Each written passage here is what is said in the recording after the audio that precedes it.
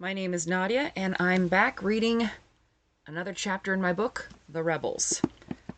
Chapter 7, because I didn't remember where we were at. Yes, the curtains are open. It's a little bit breezy. I like it. So, The Rebels, Chapter 7. Sonya sniffed the air, turning to face the wind. "Rain's comin'," I said. "South wind now." She nodded. "Damn." "How do you know?" Jolly asked. "It's Oregon," I replied. "If it might rain, it will rain." Jolly and his sister looked downcast by that, and us older ones had to laugh. "You haven't been here long, have you?" Alex asked. We usually avoided personal questions, as it was too painful, but their ignorance of the weather was too cute. 6 months, Acelia said. "We're from L.A., but Mom," she choked a bit, "got a good job. She works in Wilsonville, and Dad found one in Silverton. That's why we moved here." I patted her shoulder. "You'll learn what Oregon's like." I grinned. She didn't look reassured. "Let's just say there's a reason we brought waterproof jackets." "We should stop at the library while we're here, though," I said, "just to see if there's anything we can use there." "Like what?" Alex asked. "I don't know. Useful shit. Books. Be nice to have something fresh once in a while. Besides, I heard you can get scurvy if you don't have enough fresh greens, and damned if I want to deal with that crap. Some local maps.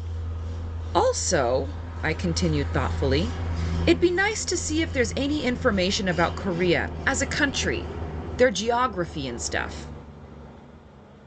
"Who cares where they came from?" Acelia said bitterly. "They're here. Isn't that enough?" "I want to know whether they're used to mountains or flats. What's their altitude, rainfall, highs and lows in temperatures? Maybe it'll help, maybe it won't. But those bastards will be in the high country eventually, and we need to have an idea how they'll do." "We're still going to Salem, though." Sonya managed to make it a command. "Yeah, I think we need to be better prepared for the way they think." "We're still looking for our families," I thought at her. "I haven't given up on them." Hers or mine. With Silverton empty, Salem was the logical place to look for them. At the library, Sonya held me back and let the others go in first. "You've put some thought into all this." "Only once we decided we weren't going to sit on our hands. We need to know more about the terrain we're in. I don't know about you, but if I haven't had to drive it, I don't know it. And that covers a shit ton of roads." I scrubbed my hands over my face. "I just don't want this to be the one and only thing we do. Like I said, I ain't going on no suicide run." "Well, look at you." Son grinned, good humor restored. "All let's save people and shit. Feeling like a rousing discussion about truth, justice, the American way? Fuck off!" The other three looked back, confused when Sonya fell over laughing. Eventually, when Sonya calmed down, all of us started rifling through the library. It made me sad all over again, seeing the wanton destruction of books. They were like dreams, as lifeless as the town around us. Most of the books were molded and mildewed. The only bits that survived were at the back of the building, closest to the river. Back there, you can still see some of the original paint, only faintly covered with soot. We walked slowly through the rubble, picking up and discarding books as non-essential. Maybe 15 minutes in, Alex hoisted a large book into the air. "I got one, called," she read the inside cover again, "Mother Nature's Herbal. It identifies plants and their uses." "Bring it," I shouted. "Here, Jolly." Acelia held up a book. "This one has small words. Perfect for you." I caught a glimpse of the title, 50 Shades of Grey, before she threw it to her brother. "Don't Don't give him that crap! I chucked the book in my hand at it, hoping to intercept. Everybody froze when my book hit Sonya in the ass. She straightened slowly, her face like thunder. Right. Somebody's in deep shit. 3 sets of fingers pointed right at me. I backed away slowly, hands held out towards her as I smiled weakly. It degenerated into a free-for-all book fight. We raced through the building, leaping over piles of rubble and trash, snatching up books and hurling them at one another, laughing and screeching. At one point, I noticed the dogs sitting in the entryway, giving us puzzled looks. I turned to point their expressions out when I took a hardcover between the eyes, knocking me flat on my ass. Acelia, who'd thrown the book, was the first one over, hovering and apologizing profusely. I looked blearily up at her, then shifted my hips until I was able to reach the piece of wood poking me in the butt. I held it up, bemused, only to have it knocked out of my hand. Hope! Hope! Sonya was there, leaning over. How many fingers am I holding up? I frowned groggily at her, scrunching up my face in an effort to close one eye. 3? Close enough. She closed the fingers before I could see how many she'd actually been holding up. She's fine, Sonya announced. Just a little knock. She's had worse. Trust me. Acelia looked ready to cry, standing behind Sonya's shoulder. I'm so sorry, Hope. I didn't mean to hurt you, I swear. I waved it away. No worries. There was Mercy's Aussie slang again. Where's that damn book? Jolly, can I see the weapon of mass destruction? The boy passed it over. What is this? War and Peace. Of course it is. I'm lucky to be alive. Naturally. Whoever said, words will never hurt me, never got hit by this thing. I carefully put my head down, hoping it would stop throbbing soon. Sonya took the book thoughtfully, turning it over in her hands. Here, Acelia, you should keep it. If you open it up and tie it to your chest, you can use it as body armor. And when you're bored, it'll double as reading material. Though you'd have to be pretty bored to read this sucker, she added under her breath. She was right. I'd tried to read the book once, years ago. It was one of the few I quit. One benefit to our book fight is we all went back to it with lighter hearts, and in my case, an aching head. I was especially pleased about Alex. She'd actually joined in the fun. Maybe this running around doing stuff was helping her get her head on right. Or distracting her from her thoughts. Either worked. After an hour, we gathered to pool the results of our efforts, which was little better than nothing.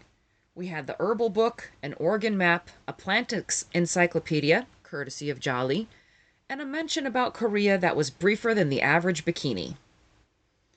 A bit of a mention about the highest peak, 9,200 feet, and that it had lots of planes. Also, lots of logging had left the country in environmental trouble, and it gets to be between 9 and 27 degrees Fahrenheit in the winter, with an average of 37 days of snow. Wow, I said dryly, looking at the paragraph. I love how informative this thing is. Look on the bright side, Sonya put in.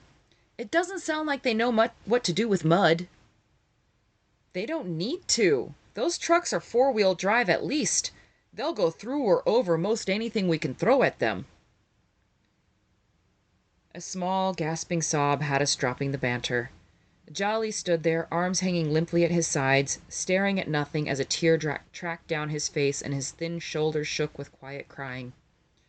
I was the first one to his side, and I wrapped an arm around his narrow shoulders. What is it? I asked, hugging him tightly. Do you think we'll ever have a home again? He asked, wrapping his arms around me and burying his face in my jacket. I opened my mouth, closed it again, and gave it a bit of thought. Finally, I sighed. It won't be easy, and it won't be the same, but I think we can. We'll get more help as we go. I know it. If that was true, the army would be here by now, Acelia interjected, an unusual note of bitterness in her voice. Instead of people breaking their backs trying to pay taxes, and we get abandoned by those assholes. I raised my eyebrows and Jolly tensed in my arms. Acelia never swore, never used anything that could be construed as rude language. Jolly teased her about it constantly, the little brat. So if she's using it now... As much as it may be fun to try and figure out where the government and all its help is, it could be a blessing in disguise, I said. I got 4 astonished looks. Well, think about it. Normally, we'd sit around waiting for the government to bail us out. Then we'd be waiting, and we'd just stay in a sucky situation. This way, we get off our asses and make shit happen. What the army does or doesn't do doesn't matter. Not to us. We'll save ourselves, damn it. While my little speech didn't lead to cheers or anything embarrassing like that, Chins firmed up. I kissed Jolly on the top of his curly head and we went to find a table and check out our map. So, I said, leaning in to find Silverton, I've been thinking we should approach from either the north or south. Directly from here leaves us too much open farmland to cover, and we wouldn't be able to get very close by car. Personally, I like the north better. From there we can... Jolly, can you move your head? You're blocking the light. We can head towards Jervis, then take the 263... Oh, here, look, we can take this 260. That connects to the 263. That or head up Silver Falls Way and take the 22. I vote we go in from the north, Sonya said slowly. I'm more familiar with that, and I'd hate for shit to hit the fan and we're stuck at a dead end because we made a wrong turn. Seconded, Alex chimed in. I'm all for not getting stuck at a dead end. North it is, then. Later, everybody was back in their accustomed positions. Acelia at the wheel, Alex navigating, me on the gun, and Sonya and Jolly with binoculars. Acelia kept us to a slow, steady pace. The damn turnoff we needed was small and hard to spot. Perfect for our needs. We drove through gentle hills and sharp bends, passing bare trees interspersed with evergreens. Along the way, we saw a sign pointing to the Gallon House Bridge. I wondered if it still stood. I wondered that a lot lately. Clouds were moving in from the south now. Once the wind changes, Oregon wastes no time in bringing back the rain. Hey, Hope! Jolly patted my leg. I hear something up ahead. I rapped sharply on the roof. Acelia pulled to a stop and stuck her head out the window. Sup! We're nearly there. Jolly's hearing things, I said. We'd better check it out. Better safe than sorry. Ah, cool! Jolly pumped his fist in the air, opened his mouth, and sucked in a breath like he was about to whoop. He lost all that air a moment later when Sonya whacked him in the stomach. Shut up, she told him sternly. You want to bring the entire army down on us? Woohoo! Let's die before we even started because Jolly couldn't keep his mouth shut? Jolly ducked his head, embarrassed, and mumbled something that sounded contrite. I leaped about as gracefully as a drunken sailor from the back of the truck, staggering when I hit the ground. Ground that didn't bounce and sway was weird. Was this what sailors went through when they were on shore leave? Jolly followed me down, springing as lightly as a lamb. Sonya just stopped Obelix from following him. The puppy was just so excited at the thought of going for a walk, his little rump wiggling as he wagged his tail. Kind of like Jolly. Son took up a position at the mean machine gun and gave us a thumbs up. Yeah, that's right. Wish us luck. Hope we don't die. Am I sure there isn't something stupider we could be doing? Sure, we could not be checking out a noise that the boy may or may not have heard. Are you always like this? Jolly whispered. I realized I'd been muttering under my breath, but fortunately too quiet for the kid to hear exactly what. Yes, I said shortly. We moved cautiously off the road and through the dry shrubs and grasses lining it. I was about to shove sarcastic me into a box out of the way, But then I decided sarcastic me was better than company than morbid me, who was next in line. Panicking me went into the box, though. I didn't need all that extra mental jumping and screaming. I might physically be doing that soon enough. As we crept through the tall grass, using every bit of our newly learned hide-and-seek skills, I waved a hand behind me. Jolly obediently slowed down and followed my footsteps. We took our time, and in 15 feet I heard what Jolly had picked up on in the truck. The sound of vehicles. Lots of them. We slowed even more, moving into a hands and feet crawl, the better to stay hidden. I pulled my scarf higher on my face to try to hide my pale skin and the white plumes of breath. Jolly bumped into me, eager for a glimpse. I pressed his shoulder. Easy, easy. They're not moving too fast, neither should we. Crossing those couple 100 feet took forever, and the position of the sun reflected that. It sunk considerably towards the west as we crawled, gently parting the grasses to prevent an obvious trail being left. Once we made it to the cover of the trees and bushes lining this section of the highway, we bellied down and did our best elbows and toes wriggle. I ended up lying full length next to a tree, with my head and shoulders under some bush. I didn't care what it was, as long as it had leaves. Jolly was behind a tree maybe 8 feet away to my left, craning his head and trying to see as much as possible. Trucks rolled down the highway towards Salem, so it looked like our guess about that was good. I wrinkled my nose when the stench from the trucks hit me. Only one thing smelled that bad. Silage, the fermented fodder reserved almost exclusively for dairy cows in this part of the world. Some trucks had livestock, other trucks were loaded with vegetables. Corn, pumpkins, potatoes. It made me think of Thanksgiving. The last truck was full of people. Dirty, worn out, and depressed people. The light bulb finally went off. These guys were running around bringing in the last of the harvest. We may not have too many huge farms, but Oregon has shit tons of small family farms. Even we had one when I was growing up. I shook my head, amazed at the scale of what they were doing, and even more appalled by the fact that we were out here planning to put a spanner in these kinds of works. We'd be lucky if we didn't get squished like little bugs on a windscreen. Little panicking me started jumping up and down again in the back of my mind, screaming that we were all gonna die, and what the hell am I doing? My best! Now shut up! I closed my eyes, inhaling strongly through my nose until I'd stuffed the little panicked me securely back into its box and put my attention back where it needed to be. Sorry.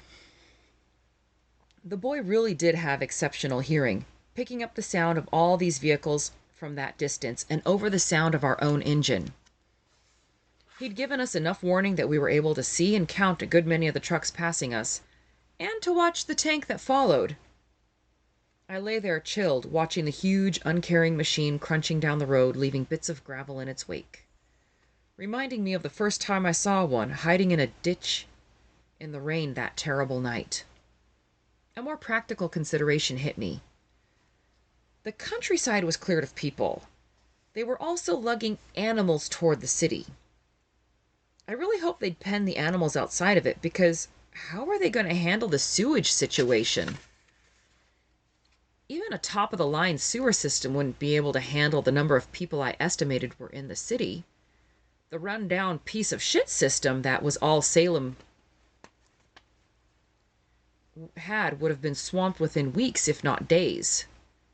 After all, they've been scooping people up since day one, so the soldiers must have been stuffing people into a small space for 2 months.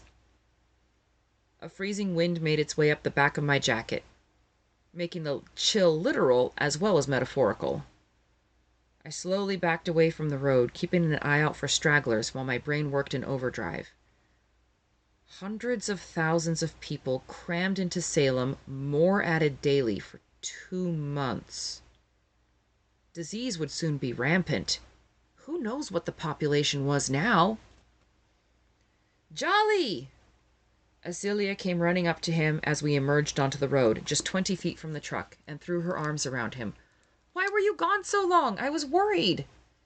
"Yeah, Mom, I'm fine," he muttered in her embrace, embarrassed but also pleased to be fussed over. "Speaking of worried," Sonya interjected, "you guys were gone for nearly 2 hours. How far did you end up going?"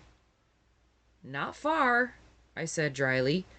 "Do you know how hard it is to move fast when you're trying not to be noticed?" I think this was pretty big. Understatement of the year. Well, probably not the year. Understatement of the month, maybe. I filled them in on what we saw, with frequent interruptions from Jolly. Boy was like a hyperactive puppy. Cute, happy, and couldn't shut up. I also filled them in on my thoughts about the sewer system and the possibilities for disease in the city. Sonya blew out of breath when I finished. "Now we really have to go there. We need to see if we can find..." She broke off abruptly. Yeah, no need to finish that thought. We were all in the same boat there.